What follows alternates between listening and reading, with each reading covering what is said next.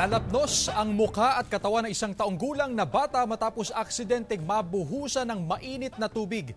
Narito ang report ni Gab Daluna ng GMA Regional TV 1 North Central Luzon.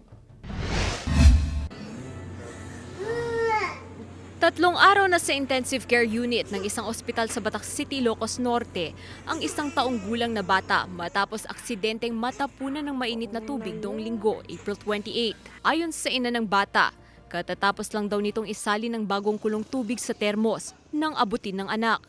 Dahilan para mabuhusan ng kumukulong tubig ang kanyang mukha at katawan. Hindi mapigilan ng ina na sisihin ang sarili sa nangyari.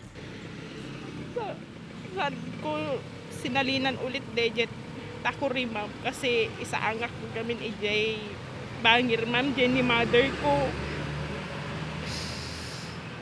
Dejet biit ko lang hanapan ng isa ang ma'am ko.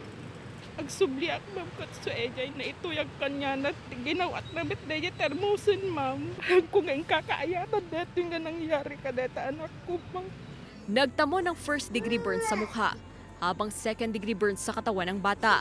Pero lumalaban daw ito para makarecover. Isang grupo naman ang nagbabuting loob na tumulong para sa gastusin ng bata sa ospital.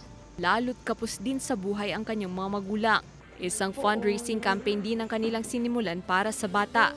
Kasi po naranasan ko na po yung humihingi ng tulong sa ibang tao. Kahit po walang-wala tayo, kung kaya rin lang po natin tumulong. Tutulong po at tutulong pa rin sana tayo. Maaari naman daw makipag-ugnayan sa grupo ni Jingjing Lorenzo para sa mga gustong magpaabot ng tulong. Mula sa GMA Regional TV 1 North Central Luzon, Gab Daluna, nagbabalita para sa GMA Integrated News.